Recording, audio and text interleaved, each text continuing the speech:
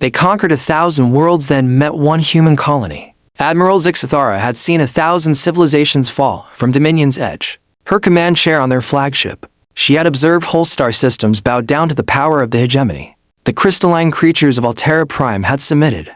After a single demonstration of their plasma cannon shots, the Rigel Belt clans had sheathed their blades. When confronted with the enormity of the invasion fleet, even the advanced Centauri Federation had signed their surrender rather than risk extinction. In 3 centuries of conquest, Zixathara had earned a reputation for thoroughness. Other admirals would take months to bring a system under heel, but she had perfected it as an art form, overwhelming force on arrival, showing superiority of firepower, accepting surrender, instilling governance onto the next one. It was a procedure never yet failing her. The 1,000 ships under her command represented the largest invasion force in hegemony history. Each vessel was a marvel of engineering, bristling with weapons that could crack planets and shields that had never been breached. Her crew of 50 million soldiers came from a dozen conquered species, all united under hegemony rule. They were disciplined, experienced, and absolutely loyal. So, when long-range sensors picked up a tiny human colony on the fringe of charted space, Zixathara looked forward to nothing more exciting than an ordinary conquest. 1001. The world was catalogued as Terra 7 in their records, although local citizens seemed to refer to it as Heaven's Rest. Initial scans revealed a population of about 2 million humans distributed over a single continent. Their tech was primitive by hegemony levels, having just managed a faster-than-light drive. Most of their settlements consisted of pocket agricultural communities, and they had a solitary city worthy of classification as major by any intergalactic standard. Admiral reported her intelligence officer, a tall humanoid named Kreshhus. People had been conquered 80 years earlier. Our deep scans indicate the humans have established some basic defensive installations. Nothing that should pose any real threat to our forces. Zixathara glanced over the tactical screens with unimpressed curiosity. Several orbiting platforms, a few SAM sites, and what appeared to be a fleet of patrol boats, standard colony defense. If you asked her, she had seen similar configurations on any of a dozen frontier worlds. Estimated time of conquest completion, she asked, according to past human interactions. 6 to 8 hours at maximum, Admiral. These psychology profiles indicate they're an emotional species with a high regard for individual life, as against any strategic goals. An exhibition of force would bring about swift surrender. Zixathara agreed. The hegemony had dealt with humans previously, of course. They were a juvenile species, having only expanded into a handful of worlds outside of their native system. Previous invasions had proceeded exactly as Kresh foresaw. Humans had fought nobly, but temporarily, then submitted when confronted with insurmountable odds, in an effort at preserving non-combatant lives. It was one of their nicer qualities, if somewhat responsible for their ease of subjugation. Good. Order the fleet into standard invasion formation. We'll begin with the usual demonstration. The invasion fleet's 1,000 ships moved with drill perfect precision, their formations shifting like a well-rehearsed dance. Destroyers and cruisers occupy the outside perimeter, their sensors scanning for any covert danger. The huge dreadnoughts stationed themselves at key points, their weapon arrays bearing down on the planet beneath them, supporting vessels stretched across the formation, standing by to unload troops or supplies as appropriate. At its heart, Dominion's edge hung motionless like a steel moon, its black hole dotted with sufficient firepower to incinerate a continent. Its own flagship was larger than a standard planetary colony, a city ship devoted entirely to war and conquest, approaching Heaven's Rest. Zixathara went over the reports of intelligence one last time. The human colony was founded 43 years previously by Terran settlers who had come searching for agricultural chance. They had picked this planet because of its excellent climate and rich soil, and they had established a placid farming society well away from core world politics and warfare. It would have been an idyllic existence, Zixathara believed, had it not been for the ill-timed hegemony expansion into this area. Admiral, we're receiving a message from the planet, said one of her communications officers. Put it through. The main display flickered to life, showing a middle-aged human male with graying hair and weathered features. He wore simple clothing that suggested he was likely a farmer or craftsman rather than a military officer. Behind him, Zixathara could see what appeared to be a modest government building. This is Governor Marcus Holloway of Heaven's Rest, the human said, his voice calm and steady despite the massive fleet now visible in his planet's sky. I assume you're here with some kind of demands. Zixathara was momentarily taken aback. Most planetary leaders either immediately attempted to surrender or began with desperate pleas for mercy. This human seemed almost Casual about the situation. I am Admiral Zixathara of the Hegemony 4th Fleet, she replied, activating the translation. Protocols. Your world has been selected for integration into the Hegemony. You have 1 hour to signal your unconditional surrender, after which we will begin bombardment of military targets. Governor Holloway nodded reflectively, as if she had just briefed him on a shift in climatic patterns. I see. And if we decline, your civilization shall perish, and your world will be settled by hegemony colonists. Well, that isn't pleasant, Holloway said.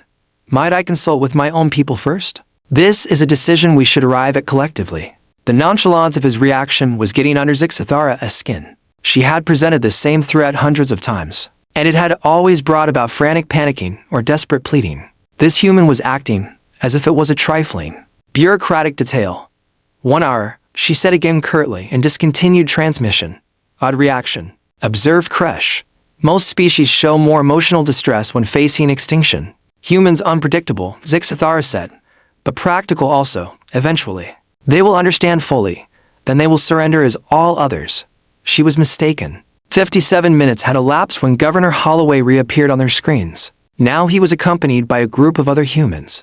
Men and women of different ages who appeared as if they could be local leaders or representatives. Admiral Zixathara, Holloway began. We've discussed your offer, and I'm afraid we're going to have to decline. Decline? Zixathara's tone held a sense of disbelief. You know refusal will mean the absolute eradication of your colony. No, we perfectly understand. A woman alongside Holloway said, in her 60s with short gray hair and hands hardened. From a lifetime of working with them, she seemed a woman of unyielding resolve. Sarah Chen, speaking for the Agricultural Council, she said, we've established something good here, Admiral. We're under no circumstances going to turn it over to anyone. No matter how many vessels they arrive with, another human advanced, younger than the others, with the weary build of a man who was regularly active with his hands. Jake Morrison, speaking on behalf of the trade guilds. We've had word of your hegemony from other colonies. Appears as if you people have a way of strip mining worlds and treating Indix as property. That isn't quite our way of doing things. Zixathara felt her mandibles click in frustration. You cannot seriously believe you can resist a fleet of this magnitude. Our smallest destroyer carries more firepower than your entire defense grid. Probably. True, Holloway agreed amiably. But you see, Admiral, there's something you might not understand about us folks out here on the frontier. We didn't come to Heaven's Rest because life was easy. We came because we wanted to build something worth protecting. Your spirit is admirable, yet irrelevant. Zixathara gritted her teeth. You have 10 minutes to reconsider, at which point I will demonstrate how resistance is futile. The broadcast concluded, and Zixathara addressed herself to her weapons officer. Strike their greatest city with a precision assault. Something dramatic, but not lethal. We're looking to prompt surrender, not genocide.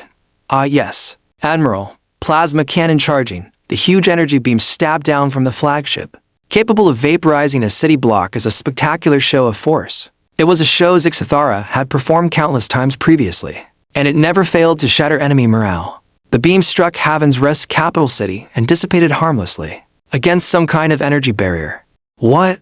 Zixathara gazed at the tactical display in disbelief. How is this possible, Admiral? Said her sensor officer, tension springing into his voice. I'm picking up enormous energy signatures all over the planetary surface. The humans must have a planetary shield network of some sort. That's impossible. Our reconnaissance revealed primitive defenses only. The signatures are strange, Admiral. Never seen any like them. Before Zixathara could respond, Governor Holloway re-emerged on their screens, seeming remarkably cheerful considering a man who had just survived orbital bombardment. That was quite something. Admiral, he stated with what seemed like sincerity. Good clean beam, superb targeting systems. Our children would enjoy many more demonstrations like that. Your kidso indeed. The village school has been learning advanced physics, and practical demonstrations are much better than lectures. On principles, I would like you to attempt a few extra shots. Possibly with a change of frequency and power, it would be educational. It was a sign of intense strain as Zixathara's 3 hearts went into an unusual rhythm. You're saying our orbital bombardment is educational entertainment for your kids? Well, when you say it like that, it does sound a bit ridiculous, Holloway agreed. But our shield grid has been online for 30 years now, and we never get a chance to put it through its paces against actual galactic standard firepower. This is very good data. Impossible, Zixathara muttered. Our intelligence clearly indicated, oh, Your intelligence must have been right, said Sarah Chen, coming up alongside Holloway. 30 years ago, we did have crude defenses, but you. See, Admiral, we've had a lot on our hands since then. Jake Morrison came on screen grinning. You want to know what you like about frontier colonies? Nobody sits on a high and tells us we can and can't do it. When a young Elena Vasquez designed a planetary defense network on paper, as part of a university exercise, we went ahead and built the darn thing. That's right, stated a fresh voice, and a woman of perhaps no more than 25 came on screen. She had intense eyes like a master engineer and was quivering with enthusiasm. Elena Vasquez, Chief Planetary Defense Engineer. Admiral, I must tell you, your plasma cannon designs are perfectly designed. Those patterns of coherence are simply fascinating. The worldview of Zixathara began breaking apart, perfectly ordered. As it was. You mean a student paper is disrupting munitions which have torn apart entire fleets? Oh, it's not just blocking them, Elena said happily. The shield network is actually absorbing the energy and feeding it into our power grid. Your last shot provided enough electricity to run our industrial sector for about 6 months. Please, fire as much as you want. This is madness, Zixathara breathed. Good engineering. Basically, replied Elena. You see, most defense systems will try and deflect or dissipate incoming energy. Inefficient. Much more efficient just to absorb it and direct it into productive use. Laws of thermodynamics, as a matter of fact. Governor Holloway cleared his throat. Admiral, I hope you won't think we're rude, but would you mind having your fleet spread out a bit? Some of our defense installations have had no opportunity yet, and it seems unfair to shut them out of this drill. Defense installations? Zixathara's voice had risen to a pitch that indicated imminent psychological breakdown. What defense installations? The split telescoped a variety of sites on Haven's restful wade. Zixathara had taken what she believed was agricultural equipment and industrial machinery was revealing something entirely different. Grain silos she had believed contained grain were coming apart to unleash massive sets of missiles. Barns expanded like flowers to accommodate energy weapon emplacements. Individual homes even erupted with weapon pods and sensor rays. It's all about preparation, stated Jake Morrison loosely. When you're colonizing a frontier world, you've got to plan on everything occurring. Hostile wildlife, natural disasters, pirates, invasions by aliens. It's just good planning. But our scans, Zixathara's stated Phoebe shown exactly what we wanted them to show, stated Elena proudly. Adaptive camouflage was my first large-scale project. The SHIELD network was a graduate school-level assignment. Zixathara turned to her intelligence officer. Kresh, how is this possible? How did we miss a military installation of this magnitude? Kresh was desperately studying sensor data, his face white with shock. Admiral, it seems each of their structures has a dual use. The humans have effectively created their whole society as a single, hidden fortress, not hidden. Sarah Chen corrected from the screen. Just practical, every building has a multi-purpose function. Why have a dedicated missile silo when you can install the launcher beneath the grain store? Why have dedicated power plants when you can accommodate the generators within your housing? Modules. It's fundamental efficiency. Plus, added a new voice, and another human appeared on screen. This one was clearly elderly, probably in his 80s. But his eyes sparkled with the same intelligence. Zixathara had seen in Elena. We've had 43 years to prepare for this day. I'm Dr. Benjamin Weaver, former military engineer, Earth Defense Force. When we founded this colony, we knew eventually someone would come calling with conquest on their minds. The mandibles of Zixathara flexed rapidly now, an indication of severe agitation. You prepared this for centuries. Of course, Dr. Weaver said matter-of-factly. It's not paranoia if they really are coming to conquer you. We just decided that when that day arrived, we'd be ready. Governor Holloway nodded. Dr. Weaver convinced us early on that any successful colony needed to be completely self-sufficient and defensible. So we designed everything with that in mind. But your farmers, protested Zixathara, agricultural colonist, our profiles explicitly we farm, said Sarah Chen. I produce the finest wheat within 3 star systems. But it doesn't mean I can't manage a plasma cannon array as well. Multitasking is a good skill out here.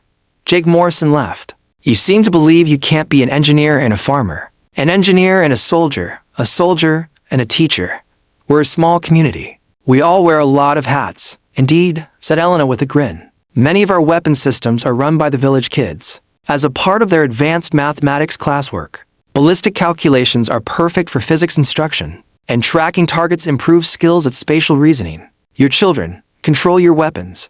Oh yes, replied Dr. Weaver with pride. Children have the sharpest reflexes and can adapt easily to new technology. And it also teaches them practical skills that will help them irrespective of what careers they opt for.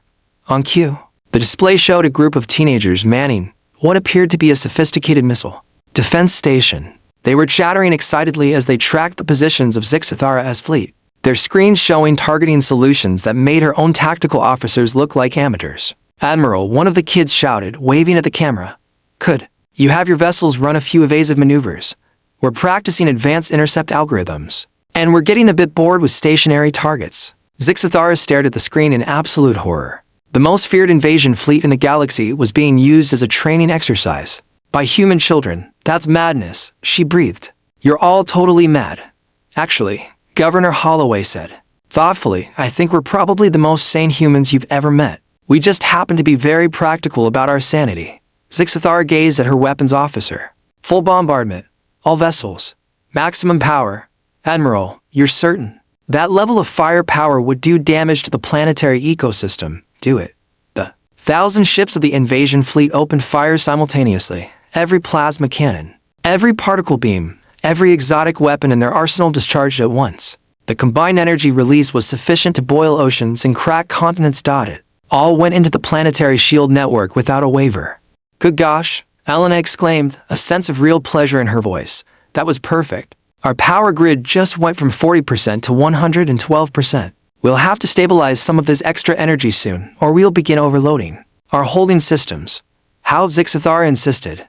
"How is this?" "Well," stated Dr. Weaver, launching into what was clearly going to prove a technical exposition. "It starts with an appreciation that energy is energy, whatever form it is. It can be solar radiation, it can be geothermal heat, or it can be enemy ordnance fire. It is all just different deployments of electromagnetic and kinetic energy which can be captured and transmuted." Elena agreed eagerly. The real breakthrough was coming up with metamaterial collectors capable of matching any frequency or intensity. From there, it was simply a case of creating a distribution network strong enough to support the load. "But the scale," Zixathara said. "A planetary network of shields would require an industrial base of a whole star system. Only if you're building it the traditional way," Saracen interjected. "We took a different approach. Instead of massive, centralized installations, we built thousands of smaller units integrated into our existing infrastructure. Every farm, every building, every vehicle contributes to the network." Jake Morrison was smiling. "As it happens, if everyone contributes, you can do what would otherwise be impossible for a traditional government or a traditional military to build." "Besides," said Governor Holloway, "we've had 40 years free to get it just right during our spare time. When you're not spending resources on armies and bureaucracy, you can spend them on rather spectacular pieces of infrastructure." Zixathara saw her universe falling apart beneath her. Everything she believed about conquest, about power, about how nature worked was under attack by these impossible humans. "Your fleet," she added desperately. "You have just a few dozen vessels. We have 1,000. "About that," said Dr. Weaver, looking somewhat contrite. "Your intelligence was a bit dated on that as well, I'm afraid." The display shifted to show orbital space around Heaven's Rest. What had appeared to be empty space was suddenly filled with ships. Hundreds of them, materializing as their stealth systems deactivated. "Adaptive camouflage is as good in space as on planetary surfaces," Elena said with pride. "In fact, it is simpler in vacuum. No interference from atmosphere." Zixathara tallied up the vessels showing on her sensors. The numbers rose steadily. 100, 200, 500, 1,000. "How many?" she whispered. "Well, let's see," said Jake Morrison, looking at what seemed like an ordinary tablet. "We've got approximately 1,500 combat vessels active within the system at present, with a further 3,000 odd support vessels, without counting the orbital platforms, naturally." "Orbital platforms? We've been constructing those for years," said Saracen nonchalantly. "Asteroid mining is great at honing construction skills, and it keeps the youths occupied during the off-season." The sensors now beheld massive constructions all over the system. Platforms larger even than Zixathara's flagship. Installations which could rightly be called space fortresses. And all of them had simply been sitting there, unobserved, as her fleet entered their range. "This is impossible," said Zixathara again. 2 million inhabitants of a colony could never have constructed a fleet comparable with our own. "You're thinking of it the wrong way," said Governor Holloway softly. "We didn't assemble a fleet. We created a society. The vessels and the hardware and the forts are merely implements which serve the needs of society." Dr. Weaver nodded. When every citizen is also an engineer, every engineer is also a soldier, and every soldier is also a teacher, you can accomplish remarkable things. But why? Zixathara asked, her voice breaking slightly. Why go to such lengths? Why not simply submit to the hegemony like everyone else? They looked at each other on screen, and their faces, for the first time in this encounter, turned grave. Because, said Governor Holloway, his voice low, we've seen what happens to worlds that the hegemony defeats. We've spoken to refugees, we've read reports, we've studied patterns. You can't conquer civilizations, Admiral. You wipe them out. Sarah Chen spoke with an undertone of steel. Those Alterans you took captive, their city crystals have been swapped with mining facilities of the hegemony. Those Rigel fighters you opted against? They're part of your own legions and utilized as you go about subjugating other worlds. The Centauri Federation, Jake Morrison shook his head dismally. Their culture, their music, their writings all outlawed as non-conformant cultural productions. Their children attend hegemony schools and are taught how to forget their own heritage. Elena's young face was solemn. You do not provide integration, Admiral. You provide extinction under the guise of survival. Dr. Weaver stepped forward. We created this colony as a form of preserving something meaningful. Human freedom, human ingenuity, human obstinacy, if you will. We're not going to hand it over to anyone. There was something within Zixathara's chest that she had never felt before. It could have been shame. You understand that we cannot simply leave, she said. Slowly. The hegemony does not tolerate failure. If we retreat from one world, others might think they can resist as well, though. We're hoping so, said Governor Holloway, with a smile perhaps even sympathetic. Admiral, you're presented with a decision. Here. You can keep on struggling to conquer a world and willing to be conquered. Or you can entertain the hopes that perhaps there is a different way. What do you mean? We're suggesting that conquest is a pretty inefficient way to build a civilization, Sarah Chen said. All that energy spent on weapons and armies and suppression could be put to much better use. Jake Morrison nodded. Look at what we've accomplished in 43 years with just 2 million people, working together voluntarily. Imagine what the hegemony could achieve if its citizens were partners instead of subjects. She leaned forward, eyes lighting up with potential. We've created technologies which can transform interplanetary travel, planetary building, energy production. We can share them, but with like-minded people. Your values, freedom, said Dr. Weaver in a simple tone. Self-determination, the freedom to create something beautiful and protect it against those who would ruin it. Zixathara looked around her bridge at officers and crew. Most of them came from conquered worlds, races which had submitted to hegemony dominion as a lesser evil compared with extinction. Now, she wondered what they would have done if they had been given this choice. These humans had brought with them. Even if I would entertain such an idea, she said deliberately, the Hegemony Council would never agree. They've committed heavily to the conquest paradigm to turn their backs on it now. Have they? Governor Holloway asked. Admiral, how much does it cost to maintain your fleet? How many resources are devoted to weapons and armies and the infrastructure of oppression? How much wealth is lost every time you have to destroy a world that won't surrender quickly enough? The truth was that Zixathara had often wondered about exactly those questions. The hegemony's expansion had slowed considerably in recent decades, as the cost of maintaining conquered territories began to outweigh the benefits of conquest. And what do you gain from it? Sarah Chen continued. Subjects consumed with anger, because they must obey. Planets robbed of their own gifts because sameness is easier to manage than diversity. We've monitored hegemony signals for years, Elena replied. Your empire shows symptoms of decay. Innovation has decreased. Birth rates are falling. Time-tested markers of an over-centralized entity grown bigger than its optimal size. Jake Morrison gestured with his hands. What we're providing is a choice, an alternative based on cooperation rather than domination. Consider it an experimental approach to intergalactic governance. You're asking me to betray everything I've served for 3 centuries, Zixathara said. No, said Dr. Weaver softly. We're calling you to serve something better. Zixathara stood silent for long moments, her mind racing through possibilities and consequences. Around her, the bridge crew waited for her decision. Below, a small human colony had just demonstrated that everything she thought she knew about power and conquest was wrong. What guarantee do I have that you won't simply conquer the hegemony yourselves? Once you're strong enough, she asked finally. Governor Holloway chuckled, though not scornfully. Admiral, if we intended on conquest of the galaxy, we would have begun construction on an invasion fleet rather than a farm. We didn't venture out here with the desire to dominate others. We came here to live our own lives. Besides, said Elena with a smile, Conquest is appallingly inefficient. Much simpler to show that cooperation is a better policy than domination. And let them make their own choices. And if they choose domination, then they persist along their present course, unless they can learn otherwise or perish from their own contradictions, said Saracen with practicality.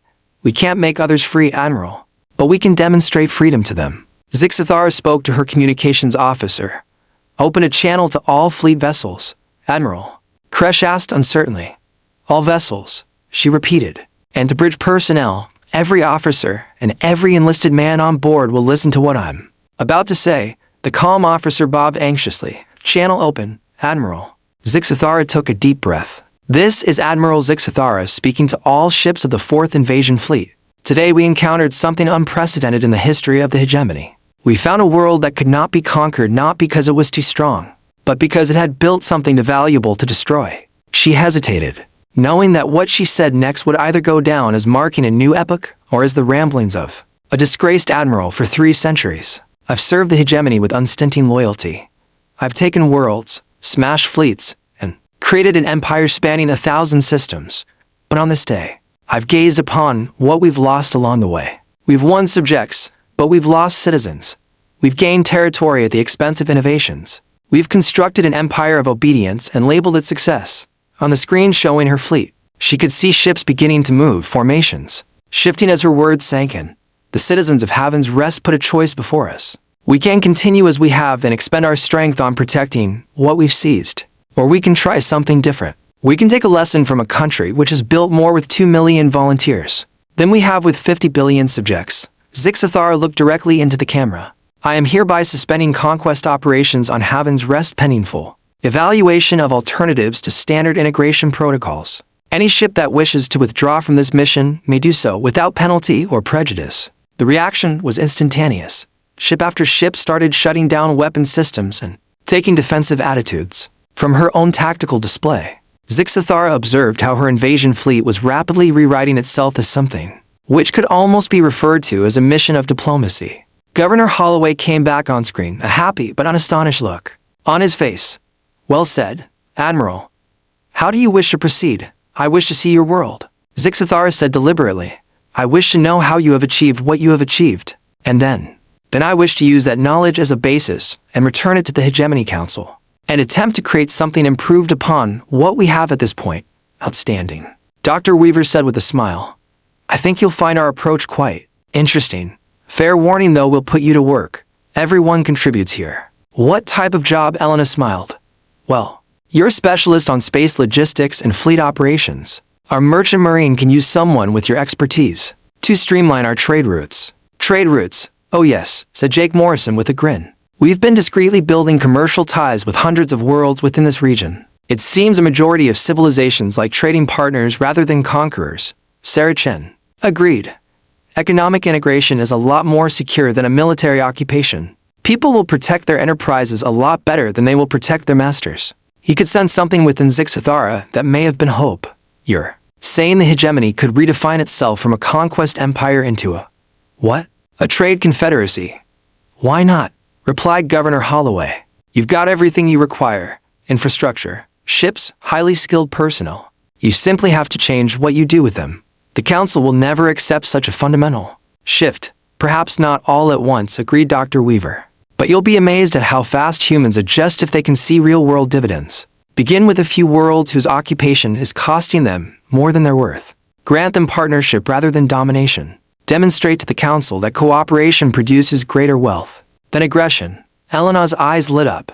And when we trade a bit of our advances in technology, the economic advantages will become quite obvious. Hard to argue against with greater efficiency and reduced cost. For weeks, Zixathara devoted her days to something she never had, studying instead of defeating. She walked through Haven's Rest farms and factories, looking at how colonists had merged high-tech with green farming. She sat through class as children learned physics by executing defense systems, and mathematics by calculating trade routes.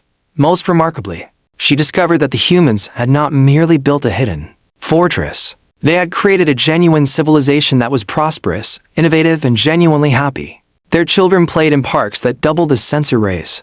Their artists created sculptures that served as communication relays. Their farmers grew Crops that also functioned as atmospheric processors, the fundamental insight, said Dr. Weaver as he guided a group of visitors through an installation, which seemed at once a university, a research institution, and a factory. Is that all conventional? Notions about specialization are false. You won't need specialized military bases if all buildings can have a defensive function. You won't need a distinct economy and a distinct educational system if study and employment can go on at once. Zixithara observed students aged presumably 12 years old, crafting upgrades to the planetary defense network as part of their engineering practicum. But what about quality control? How about security? Everyone has a stake in everything going well, said Sarah Chen. If you've got the same people who design your protection, having to take on what happens if they're designed as go wrong, they will go out of their way to get it right. Elena appeared beside them, oily and grinning. Besides, when everyone is aware of how everything works, it is much harder for any one person or group of people to gain too much power. A democracy best works when citizens are knowledgeable counterparts rather than passive consumers. What about leadership, decision-making? You can't possibly manage a civilization by committee. Governor Holloway laughed. Actually, we can and do. But it's not a committee in the traditional sense. We use distributed decision-making systems, where the people most affected by a choice have the most input into that choice. For example, Jake Morrison said, joining their group if we're deciding on agricultural policy. The farmers have the strongest voice if it's about defense systems. The engineers and security personnel lead the discussion if it affects the whole community. Everyone participates. But what about conflicts, disputes? We have them, said Governor Holloway. But if everyone's aim is the health of the community, and everyone has identical information, a good many conflicts can be worked out by argument and compromise. Dr. Weaver agreed. Good thing we're all here of our own free will. Nobody is holding a gun to anybody else's head. If a person can't abide a community decision, he can pack up and start his own colony. Has anybody ever done that? Several times, Sarah Chen said. We actually helped them get started. 3 of our daughter colonies are now thriving in other systems. Zixithara was beginning to understand something she had missed during 3 centuries of rule. Power wasn't something you took from others. It was something you built together. A month on Heaven's Rest, she convened a meeting of senior officers in what was both administration office, community theater, and defensive command center all at once. They assembled within the colonial administration building. For 30 days now, I've been studying how these humans have built their society. Zixithara began. What I've learned challenges all of our assumptions about leadership, economics, and war. Kresh shifted uncomfortably. Admiral, surely you're not suggesting we abandon the hegemony model entirely. It isn't working, Zixithara said curtly. We're stagnant. Our expenditures are increasing. Our subjects grow more bitter. And all of this one human colony of 2 million has reached technological and societal milestones we've never even approximated within our empire. But they're just farmers, protested her weapons officer. They're farmers who constructed a planetary defense network that renders our weaponry obsolete, Zixithara replied. They're farmers who created a stealth technology which is even better than our own. They're farmers who have established an economic paradigm that creates per capita wealth, greater even than any hegemony world. She rose and projected a comparative display of data between Heaven's Rest and other hegemony worlds. Study these figures. Resource utilization, technological advancement, citizen happiness, economic output in all meaningful areas. This putative primitive colony exceeds our greatest worlds. How can that be? Wondered her science officer. Because they optimize for different outcomes. Zixithara explained. We optimize for control and compliance. They optimize for innovation and cooperation. We build systems to prevent failure. They build systems to enable success. Governor Holloway came into the room, bearing a tray of what looked like some type of local coffee. Hope you won't mind the interruption. Elena sent me to get you a taste of our coffee. She is preparing a presentation she wants to make to your science officer on how we produce our wares. Thank you, said Zixithara, taking the cup. The coffee was very good, deep and complex, as if a lot of attention had gone into its cultivation and preparation. Governor, she said after a sip, your officers can't quite grasp how this model of yours can be scaled all the way to a galactic level. They've taken a look at what you've done here, but they wonder if it would be possible on hundreds of worlds with billions of citizens. Holloway sat down with a relaxed air of familiarity, as if he had never come across a stranger. That sounds like a legitimate question. The answer is, we do not believe our precise model would scale at a level like this, but perhaps the principles within it could. What do you mean? Well, centralized control becomes exponentially more difficult as the size of your system increases. Holloway explained. That's basic mathematics. But distributed systems can scale almost indefinitely if they're designed properly. Dr. Weaver appeared in the doorway, apparently drawn by the discussion. Think of it like a biological organism versus a machine, he said, joining the group. A machine requires central control for every component, but an organism uses local decision-making, with broad coordination protocols. Elena burst in after him, tablet held tightly in her hands and eyes shining with excitement. Sorry, couldn't help hearing. Dr. Weaver is exactly on target. You can't govern a galaxy like you govern one world, any more than you can govern a world, like you govern a city. How do you achieve cohesion, common goal? Kresh queried. Same way nature does it, said Elena, through sharing of information and mutual advantage. Each part of the system has to benefit more from cooperation than it would from competition. Sarah Cheng came in, attracted by what was obviously turning into an informal policy debate. The point is ensuring each of those worlds, each of those communities, each individual has a real stake in the larger system succeeding. Jake Morrison came last, completing what Zixathara was getting to know as the unofficial leadership team of Haven's Rest. The hegemony model looks for value from its member worlds, he observed. Our model looks to bring value to them, describe.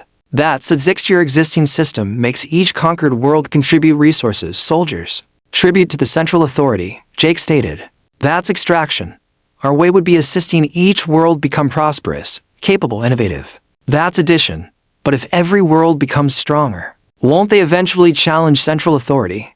Governor Holloway smiled. What central authority?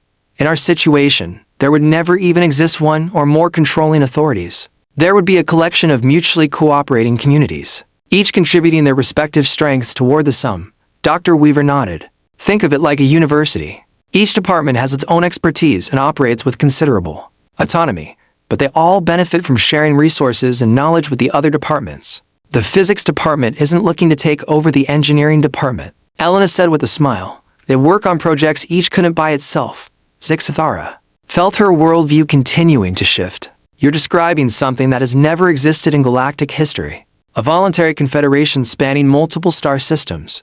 Actually, Sarah Chen said thoughtfully. It has existed, just not at a galactic scale. Trade leagues, defensive alliances, scientific consortiums. Humans have been building cooperative networks for thousands of years. The difference is that we now have the technology to make such networks practical across interstellar distances, Jake pointed out. Instant communication, rapid transport, shared databases, all the tools necessary for large-scale cooperation. Zixathara looked at her officers. Do you think so? Could such a system even function? It was his science officer who replied first. Theory is fine. Distributed networks are themselves stable and flexible, whereas centralized hierarchies can never achieve this. But practical hurdles would be immense. Such as? Dr. Weaver asked with genuine curiosity. Differences of culture, disparities of economy, grievances of history. The hegemony has been subjugating worlds for centuries. Numerous species have good cause to suspect any offer from us. But that is precisely why this would even have a chance of working. You would not be asking them to trust the hegemony. You would merely be asking them to trust themselves. Each world would have its own government, its own culture, its own economy. They would just be deciding to cooperate with neighbors rather than remaining isolated or getting conquered. And the economic gains would come at once and would be self-evident, Sarah concluded.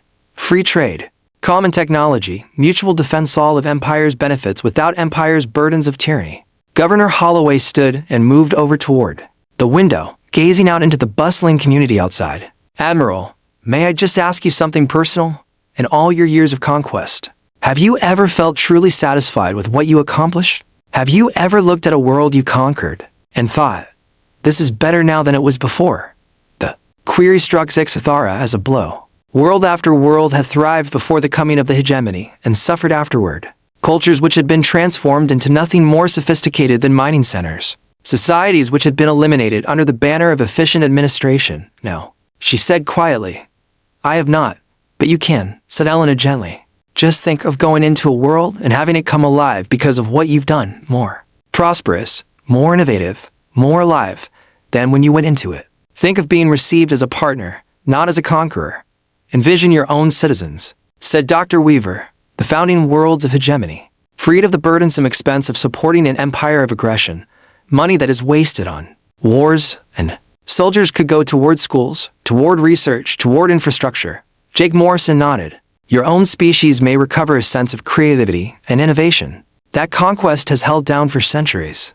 Zixathara shut her eyes, attempting to picture the future they spoke about. It was too good to be true, too extreme to be feasible. But she opened them again, then looked at Heaven's Rest. Through the window, a society that could not exist had done things contrary to all she believed about society and power.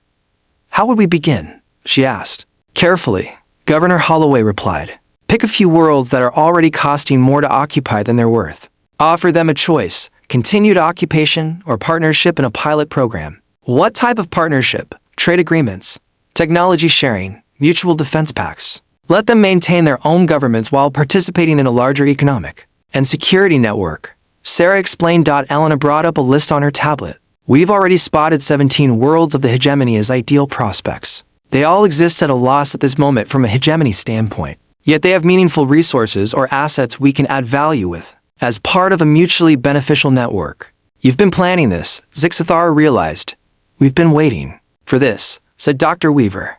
Since we saw your fleet on our sensors, we've been drafting proposals on how the situation can be resolved non-violently. You expected us to be reasonable, Governor Holloway shrugged. We hoped you would. It seemed worthwhile to plan for the chance. Zixathara gazed at her officers once more. Read their proposals thoroughly, each of you. Reflect on what this would mean. Consider what our worlds would be like if they were allies rather than subjects. Admiral, said Crush delicately, even if this were possible, the Hegemony Council would never sanction so radical a deviation from policy. Perhaps not, Zixathara agreed. But perhaps they would sanction a limited trial if it could show obvious economic advantages. Besides, Jake added with a smile, you've got something now you didn't have before. What's that? Proof of concept. Heaven's Rest is no longer a theory. It's a working example of what can be done. In the days following, Zixathara was busy with intense planning meetings with colonists. They had considered every detail of their proposal, from economic systems to diplomacy protocols to agreements on technological transfers. The beauty of starting small, Elena explained as they reviewed implementation timelines, is that success creates its own momentum. Once a few worlds see the benefits of cooperation, others will want to join. And once the hegemony worlds see their neighbors prospering through partnership instead of conquest, Dr. Weaver added, they'll start demanding the same opportunities for themselves. Sarachem brought up farm data from around the industry. Just look at food production. Most hegemony worlds import because they've had to specialize in what their central authority decided was most valuable, but with a cooperative network, every world could specialize in what it does best and trade for what it needs. The savings would be huge, Jake said. Efficiency savings directly translate into improved living standards for all concerned. Governor Holloway leaned back in his chair. The real question, Admiral, is whether you're prepared to take this proposal back to your government and advocate for it. She had feared this question, because she would know from it what was to become of the rest of her life. If I do this, I will either be remembered as having engineered a new galactic order, or as having betrayed the hegemony. Both, said Elena with a grin. History is messy like that. The hegemony as it currently exists is unsustainable, Dr. Weaver pointed out. The expansion has stalled because the cost of conquest now exceed the benefits. The subject worlds are becoming increasingly restive. The core worlds are stagnating under the weight of administrative overhead. Change is coming whether you initiate it or not. But if change must occur, would you not prefer to steer it into a constructive channel? Sarah queried. Zixathara rose and went back to the window, gazing out at a society that had managed to create a paradise amidst an invasion fleet's shadow. Children were laughing in a park whose firepower she now recognized as capable of leveling her flagship. Grown-ups worked in gardens utilized as atmosphere processors. Adolescents went to class on how to use defense systems and validating any ordnance she carried. It was impossible, yet it was true. I'll do it, she said at last. I'll present your proposal at the Hegemony Council. The room erupted in quiet celebration. Not the triumphant roar of conquest, but the satisfied murmur of people who had worked hard to solve a difficult problem and finally succeeded. Thank you, Admiral, Governor Holloway said simply. We know what this decision cost you. Indeed, replied Zixathara. It may turn out the first of my decisions which will cost me nothing at all. It had taken them 3 weeks to get back to the seat of hegemony government, giving Zixathara a chance to practice her presentation, and giving her officers a chance to recover from what they had been through. By the time they docked at the massive space station, which was headquarters of the Galactic government, Even the toughest members of her crew had begun to see potential within the plans of their colonists. The Hegemony Council Chamber was an imposing sight, intended to awe visitors and underpin the unyielding authority of the central government. Envoys of scores of species sat in exact formation, their dispositions a corollary of the conquest hierarchies which govern their society. Zixathara had been in this room 100 times previously, with reports of successful campaigns and accepting fresh marching orders. But this was different. This was because she was not coming with reports of victory. She was coming with calls for revolution. Admiral Zixathara spoke High Counselor Vexithan, the ancient leader whose species had been among the first to join the hegemony centuries ago. Your report indicates that conquest of Terra 7 was delayed. Explain. Respected counselors, said Zixathara, Terra 7 entailed strange circumstances calling for unorthodox tactics with regards to other was a ripple of confusion running through the room. There was nothing under hegemony doctrine on alternate strategies. Explain alternative strategies, insisted Counselor Crix, whose citizens have founded their fame on martial effectiveness. The human colony of Haven's Rest demonstrated technological and organizational capabilities that made standard conquest impractical. Zixathara explained carefully. However, they expressed willingness to consider cooperative arrangements that could benefit both their world and the hegemony. Cooperation? High Counselor Vexithan's voice carried dangerous undertones. Admiral, we do not cooperate with primitives. We conquer them. Respectfully, honored Counselor, these humans are not primitives. Our offensive systems were proven inferior to their defense. Their economic paradigm produces prosperity at a faster rate than our modes of extraction. Their society generates innovation at a level exceeding even our most sophisticated research worlds. The chamber erupted in shocked murmurs. No conquered world had ever been described in such terms. Counselors Exara, whose species was adept at economic evaluation, sat forward. You're saying a lone colony world has advanced technologically and economically ahead of the hegemony. They've done something we have not, said Zixathara. They've created a sustainable, successful, innovative society without conquest, without tyranny, without overhead cost on a massive scale constraining our own growth. Impossible. Counselor Crix declared, strong civilizations are built through strength. The weak serve the strong. This is the natural order. Huh? Zixathara switched on her holographic screens, which presented comparative data between Haven's Rest and other worlds of the hegemony. These are the numbers, counselors, resource use, technological advancement, citizen productivity rates of innovation with every meaningful indicator. The so-called WEC world exceed their best. The data was undeniable, and several counselors began studying it with obvious concern. Even if true, said High Counselor Vexithan deliberately, what bearing does this have on hegemony policy? An exceptional world does not disprove our whole governmental paradigm, respectful counselor. It would mean our model is less successful than we believed. The humans of Haven's Rest have come forward as eager to cooperate and exchange their techniques, their tech, their organizing principles. They will use a pilot plan with a handful of worlds currently running at a loss to the hegemony. Share. Counselor Crix's voice was incredulous. They offer to share with their conquerors. They will share with their mates, corrected Zixathara. The pilot initiative would transform the relationship between participating worlds and the hegemony, from an extraction-based model to a cooperation-based one. She keyed on another monitor, displaying the advanced plans Elena and others had worked on. Each participating world would have its own government and culture, while it would become a part of a voluntary economic and defense network. Rather than tribute flowing toward the center, value would be added at each node of the network. Counselor Zexara was reading the economic forecast with clear-eyed attention. These gains in efficiency, if true, they would be a radical jump forward in galactic trade. The defensive uses are equally important, said Zixathara. Distributed defense networks are even more difficult to knock out of action than centralized militaries. The humans' planetary defense shield defeated our entire fleet's firepower without a struggle. For untried philosophies of one world, you would have us throw 3 centuries of successful tradition into chaos. High Counselor Vexithan stated icily, I'm proposing we conduct a limited experiment to test whether cooperation might be more effective than conquest. Zixathara replied, if the pilot program fails, we can return to standard procedures. If it succeeds, we can expand it gradually. And if it is too successful? Counselor Crix questioned with clear distrust. If these cooperative worlds strengthen themselves enough to defy hegemony authority, then we will have created something better than the hegemony. Zixathara said simply, a voluntary confederation of prosperous worlds working together for mutual benefit. The chamber fell silent.